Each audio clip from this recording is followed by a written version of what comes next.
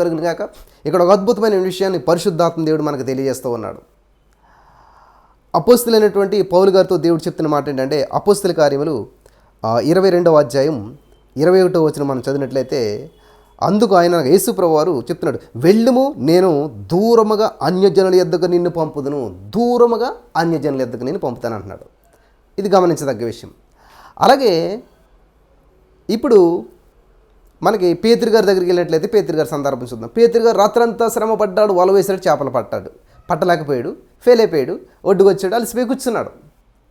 అప్పుడు దేవుడు ఏమంటున్నాడు, బోటు తీసుకున్నాడు, సువార్త ప్రకటించిన తర్వాత, పేతురు నాకు హెల్ప్ చేసే కాబట్టి నీకు ఇదిగో చేపలని ఇచ్చేసాడా? ఒడ్డున వలస్తే దేవుడు చేపలు వచ్చేలా చేయలేడా? ఖచ్చితంగా చేస్తాడు. కానీ ఏమంటున్నాడు, లోతునకు పోనయ్యి. ఇక్కడ ఏమంటున్నాడు ఈయన్ని దేవుడు, వెళ్ళుము, దూరముగా అన్యజనుల యొద్దకు నిన్ను పంపుదును, దూరముగా లోతునకు, దూరముగా లోతునకు. అర్థమవుతుందా? పేతురుతోటి ఏమన్నాడు దేవుడు, లోతులోకి పోనే. పౌలుతోటి ఏమన్నాడు దేవుడు, దూరముగా. డబ్బులు ఎవరికి? ఊరికే రావు. ఆశీర్వాదాలు ఎవరికి? ఊరుకునే రావు. అద్భుతాలు ఎవరికి? ఊరుకునే జరగవు. ఏం కావాలంటే దేవుడికి దూరముగా. ఏం కావాలంటే దేవునికి దూరంగా కాదు, లోకానికి దూరంగా దేవునికి దగ్గరగా రావాలి. హల్లెలూయా. కాబట్టి నువ్వు గమనించవలసిన విషయం ఏంటంటే, లోకానికి దూరంగా దేవునికి దగ్గరికి రావాలి, అవిశ్వాసానికి దూరంగా అవిశ్వాసానికి దగ్గరికి రావాలి. కాబట్టి ఇక్కడ పేతురు ఏమంటున్నాడు, అలసిపోయావు కదా, కష్టపడాను. నో, అదంతా ప్రైమరీ, సెకండరీ. ఇప్పుడు నువ్వేం చేయాలి తెలిసే, లోతులోకి పోనే. లోతైనటువంటి అనుభవంలోకి నడిపిస్తాడు దేవుడు. లోతైనటువంటి వేర్లు కలిగినటువంటి చెట్టే పైకి వెళ్ళగలుగుతుంది, వెళ్ళినా కూడా గాలి వన వచ్చినా పడకుండా ఉండగలుగుతుంది. కాబట్టి ఫస్ట్ దేవుడు లోతైన అనుభవాల్లోకి నడిపిస్తాడు మనల్ని, అప్పుడు పైకి తీసుకొస్తాడనమాట. లోతులోకి వెళ్ళాక మాత్రమే విస్తారమైన చేపలు పడుతూ ఉన్నాయి. దేవునికి స్తోత్రం కలుగును గాక. హలే, చాలా అప్పుల లోతుల్లోకి భలే చెప్తారు చాలామంది. ఏమంటారండి, బ్రదర్ చాలా అప్పుల లోతుల్లో కూరుకుపోయాం, ఇరుక్కుపోయాం. ఇంకా చాలా సమస్యల లోతుల్లోకి మా బంధువులు మమ్మల్ని చాలా దూరంగా పెట్టేశారు. అయితే ఈరోజు దేవుడు మీతో మాట్లాడుతున్నాడు. చాలా అద్భుతమైన విషయం, చాలా జాగ్రత్తగా వినాలి. చాలా అద్భుతమైన విషయం, జాగ్రత్తగా వినాలి మీరు. లోతుల్లోకి, దూరంగా. ఇదంతా కూడా దేవుడికి మహిమార్థంగా, ఇదంతా దేవుడికి మహిమార్థంగా జరిగేటువంటి కార్యాలు ఇవన్నీ కూడా. కాబట్టి దేవుడు మిమ్మల్ని ఏం చేస్తారంటండి, దూరంగా అన్యజనుల యొద్దకు నిన్ను పంపుతాను. దూరంగా నీ బంధువులు, స్నేహితులు దూరంగా పంపేస్తారు నిన్ను. నా పరిస్థితి అలాగైపోయింది. యేసోపుని ఎలాగైతే దేవుడు దూరంగా పంపేసాడు చూడండి, అన్నదమ్ములకి, తండ్రికి దేవుడు పంపలేదు. ఇప్పుడు గమనించాలి. కానీ పరిస్థితులు అలా వచ్చాయి, దేవుడు దాన్ని యాక్సెప్ట్ చేశాడు. కాబట్టి ఇప్పుడు యేసోపు ఎక్కడికి వెళ్ళాడు, దూరంగా.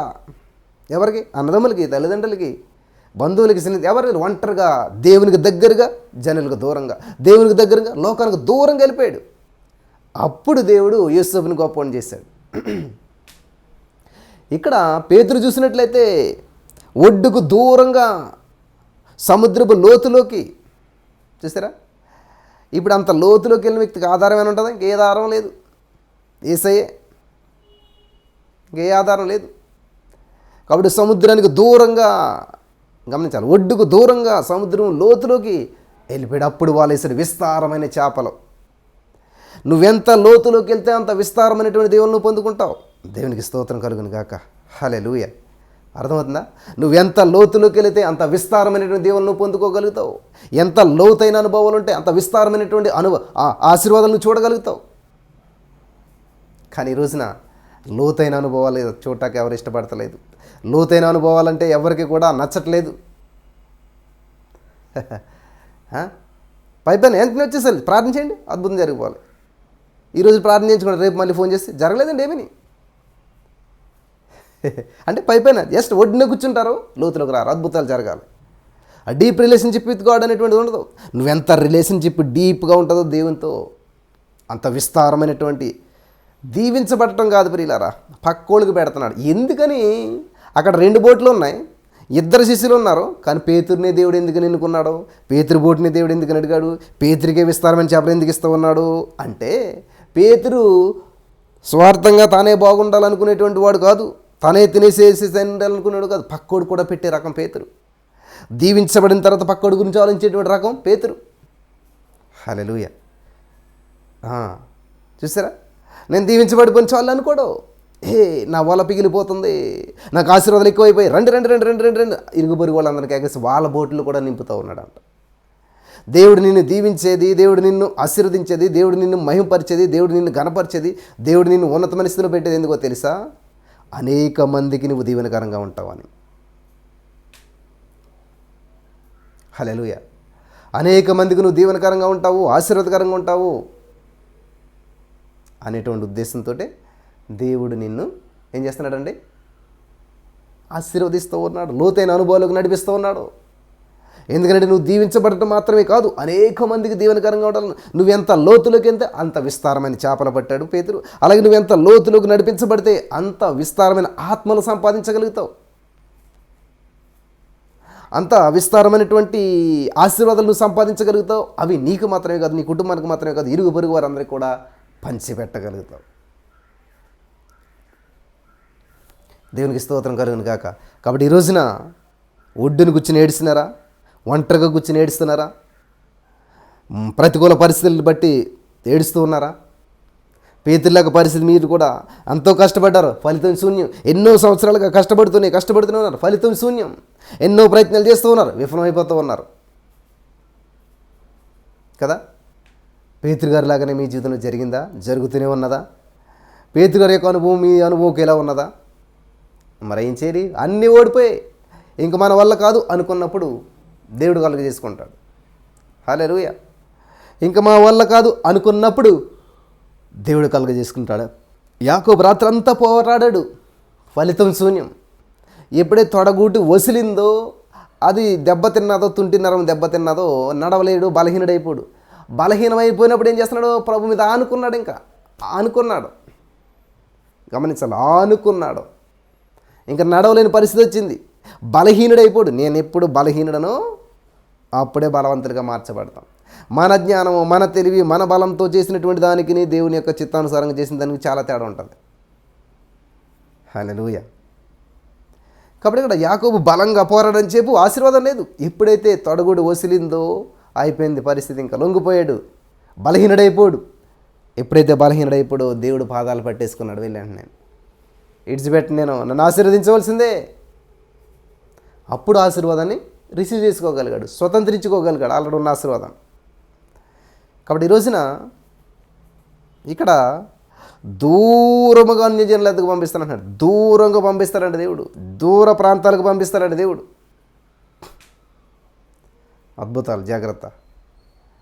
దేవుడు నడిపించేటువంటి మార్గంలో శాంతి, సమాధానం, ఐక్యత, ప్రేమ ఉంటాయి. ప్రస్తుతం లేకపోయినా ఖచ్చితంగా వేలుబడి చేస్తాయి.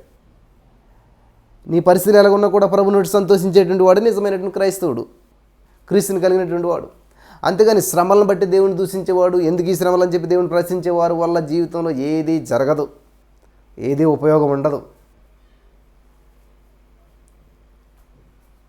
కాబట్టి ఈ రోజున దేవుడు మీతో మాట్లాడుతున్నట్టు మాట, అనవసరంగా సమయం వృధా చేయకండి. వీటికి పెట్టి దేవుని వైపు చూడండి, దేవుని మీద ఆధారపడండి, దేవుణ్ణే మన ఇంటి యజమానిగా పెట్టుకోండి. దేవా ఇది పని చేస్తున్నాను, దేవా ఇది చేస్తున్నాను అని చెప్పి దేవుడికి మొక్కి చేయండి. ఖచ్చితంగా దేవుడు మీకు సహాయం చేస్తాడు. కంటికి కనిపించిన దేవదూతలు మీకు పరిచయం చేస్తూ ఉంటుంటారు. హల్లెలూయా. కంటికి కనిపించిన దేవదూతలు, మీ కొరకు నియమించబడినటువంటి దేవదూతలు ఎప్పటికప్పుడు వాళ్ళు పనిచేస్తూనే ఉంటారు. నువ్వు కునుకున నిద్రపోయినా కానీ వారు కునుకరు, నిద్రపోరు. నీ కొరకు, నా కొరకు ప్రార్థన చేస్తూ, మరి విజ్ఞాపన చేస్తూ ప్రభు సన్నిధిలో, మరి దేవుడు యేసుక్రీస్తు ప్రభు కూడా ఇప్పటికీ విజ్ఞాపన చేస్తూనే ఉన్నాడు అంటాడు. పరలోక రాజ్యంలో చేస్తున్నటువంటి డ్యూటీ ఏంటంటే తండ్రి కుడి పార్శ్వం దగ్గర కూర్చుని ఇంకా విజ్ఞాపన చేస్తూనే ఉన్నాడంటే యేసు ప్రభువారు. మనిషి ఈ ప్రాణం ఉన్నంత వరకు స్తుతిస్తూనే ఉండాలి. ఈ వయసులో స్తుతించాలి, ఆ వయసులో అట్లా ఏమీ లేదు, ఎప్పుడు స్తుతిస్తూనే ఉండాలి. అలా స్తుతిస్తూ దేవుని వైపు చూసినప్పుడు అద్భుతాలు చూడగలుగుతాం. కాబట్టి ఇక్కడ ఈరోజు మరి ఏం చేస్తున్నాడు? దూరంగా అన్యజనులు ఎదుగు పంపుతాడంట. కాబట్టి నీ లోతైన అనుభవాన్ని దేవుని కొరకు త్యాగం చేసినట్లయితే అద్భుతమైన ఫలితాలు మనం చూడగలుగుతాం. హల్లెలూయా. దేవునికి స్తోత్రం కలుగును గాక.